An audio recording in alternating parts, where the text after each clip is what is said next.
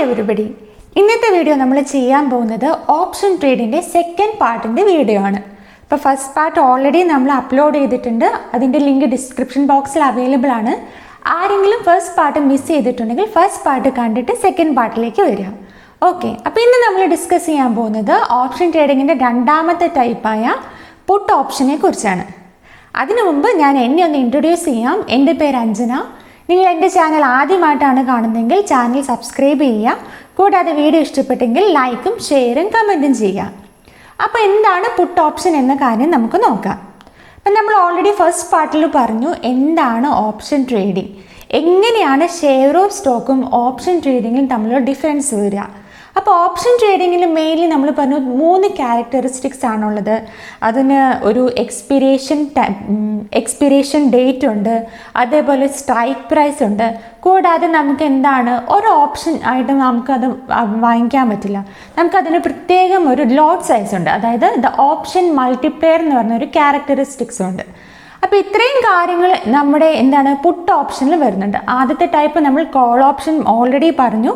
Call ഓപ്ഷൻ്റെ value എപ്പോഴാണ് increase ചെയ്യുന്നത്, value കൂടുന്നത് എപ്പോഴാണ്? കോൾ ഓപ്ഷൻ്റെ സ്ട്രോക്ക് പ്രൈസിൻ്റെ വാല്യൂ കൂടുന്നതിനനുസരിച്ചാണ് കോൾ ഓപ്ഷൻ്റെ വാല്യൂവും കൂടുന്നത്. ഇപ്പോൾ സ്റ്റോക്ക് പ്രൈസ് എന്താണ് കുറയുകയാണെങ്കിൽ കോൾ ഓപ്ഷൻ്റെ വാല്യൂ എന്ത് ചെയ്യും? കുറയും. ഇപ്പോൾ സെയിം കോൺസെപ്റ്റാണ് പുട്ട് ഓപ്ഷൻ്റെ കാര്യത്തിലും വരുന്നത്, പക്ഷേ നേരെ തിരിച്ചാണെന്ന് മാത്രം. പുട്ട് ഓപ്ഷൻ്റെ കേസിൽ പുട്ട് ഓപ്ഷൻ എപ്പോഴാണ് വാല്യൂ കൂടുന്നത്? സ്റ്റോക്ക് പ്രൈസ് കുറയുമ്പോഴാണ് പുട്ട് ഓപ്ഷൻ്റെ വാല്യൂ കൂടുന്നത്. അതുപോലെ സ്റ്റോക്ക് പ്രൈസ് കൂടുകയാണെങ്കിൽ പുട്ട് ഓപ്ഷൻ്റെ വാല്യൂ എന്ത് ചെയ്യും? കുറയും.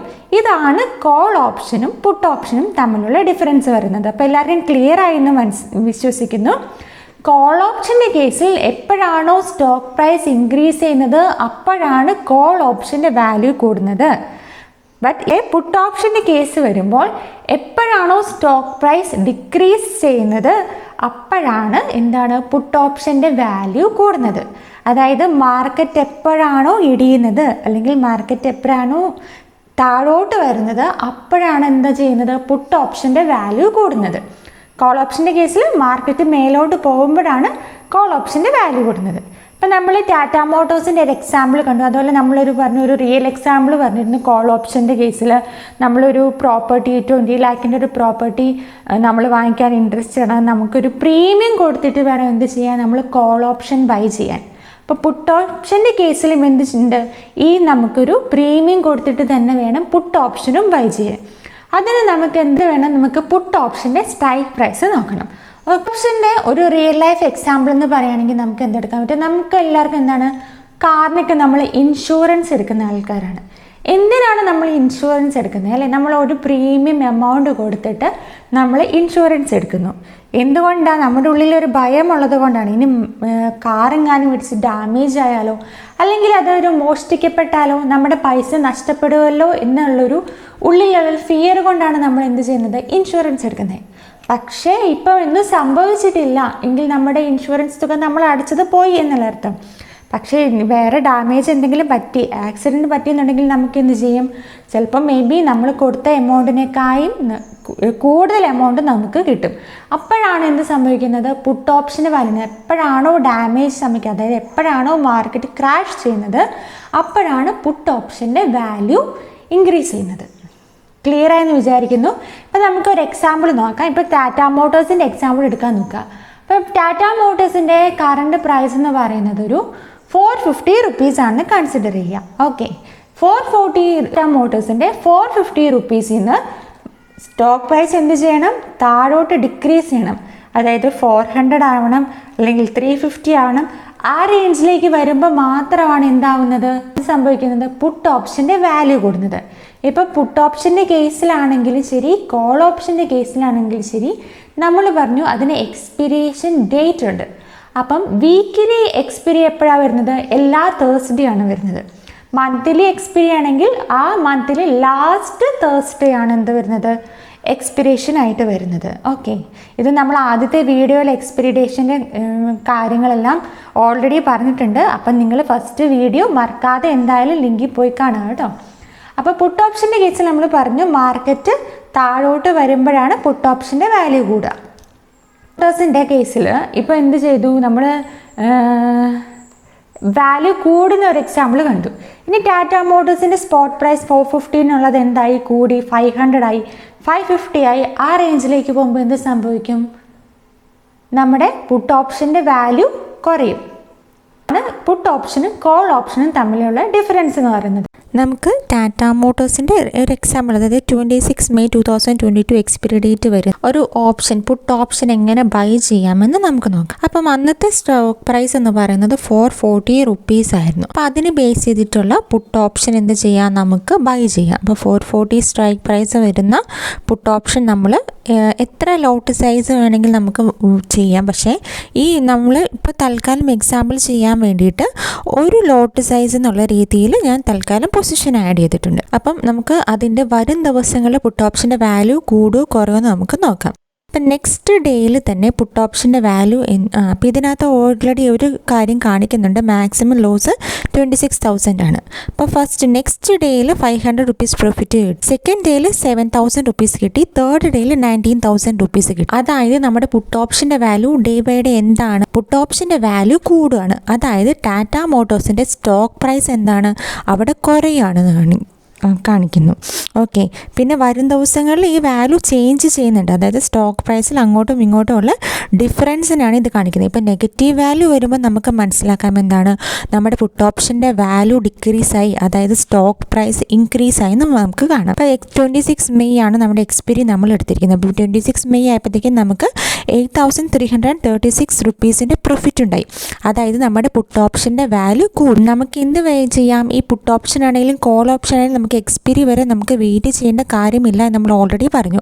അപ്പം നമുക്ക് മാക്സിമം പ്രോഫിറ്റ് കിട്ടി എന്ന് റിയലൈസ് ചെയ്യുമ്പോൾ തന്നെ നമുക്ക് എന്ത് ചെയ്യാം, നമ്മുടെ ട്രേഡ് നമുക്ക് എക്സസൈസ് ചെയ്യാം. അല്ലാതെ ലാസ്റ്റ് മിനിറ്റ് വരെ അത് ഹോൾഡ് ചെയ്യേണ്ട ആവശ്യമില്ല.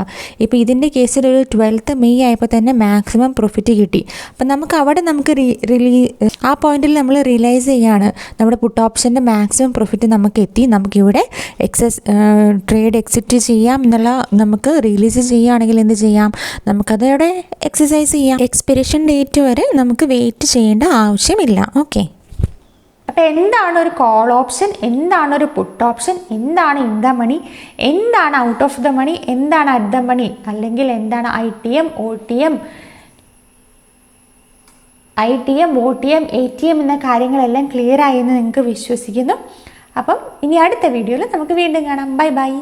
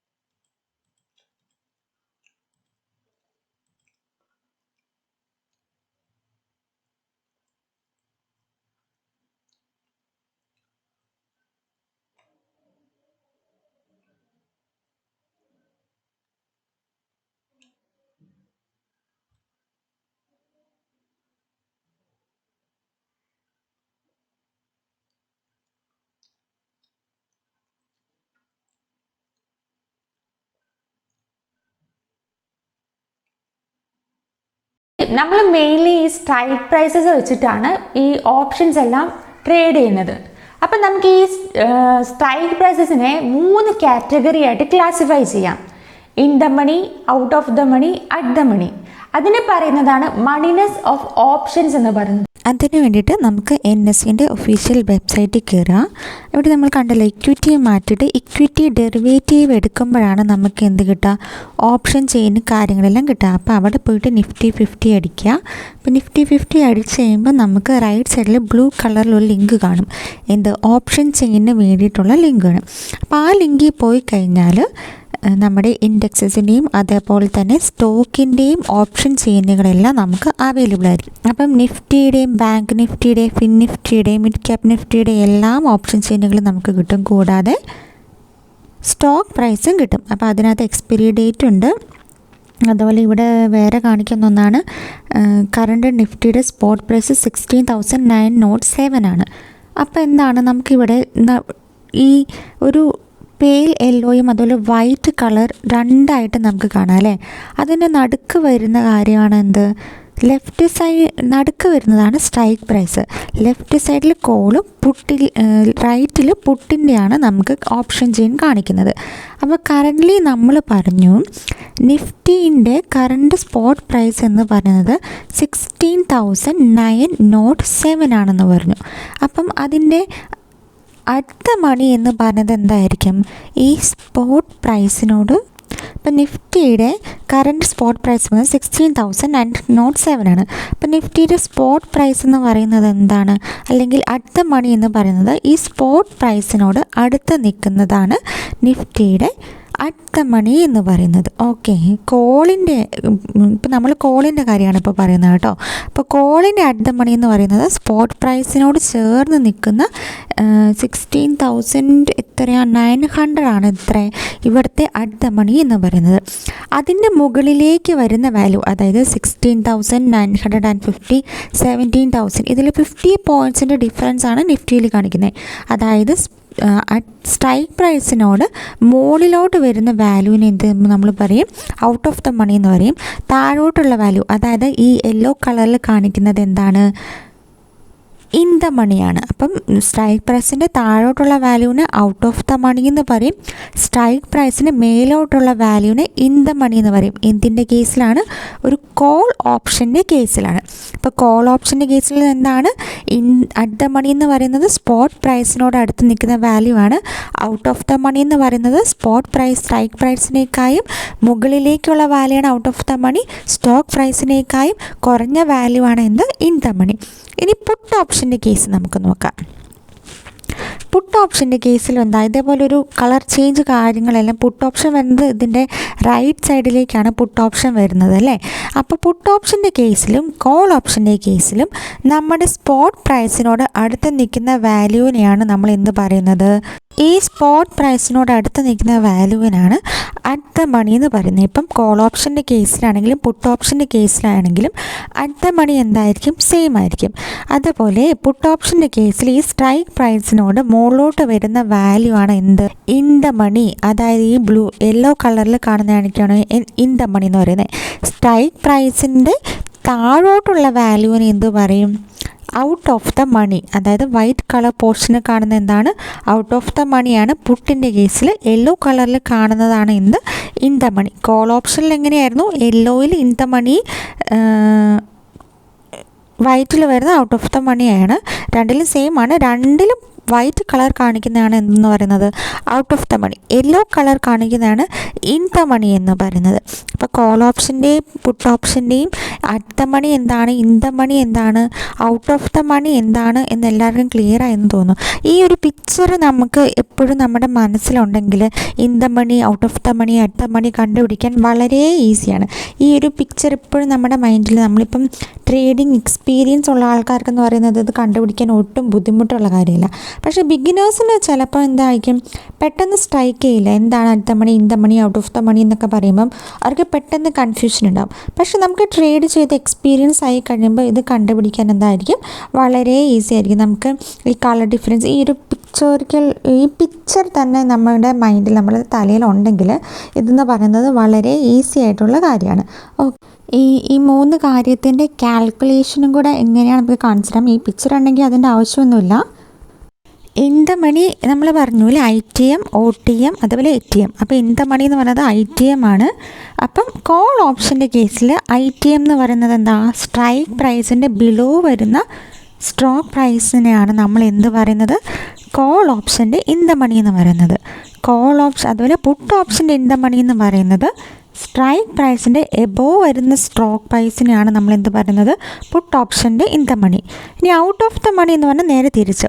ഇപ്പോൾ OTM കോളിൻ്റെ OTM എന്ന് പറയുന്നത് സ്ട്രൈക്ക് പ്രൈസിൻ്റെ എബോവ് വരുന്ന സ്റ്റോക്ക് പ്രൈസാണ് എന്ത്, OTM കോൾ ഓപ്ഷൻ്റെ OTM.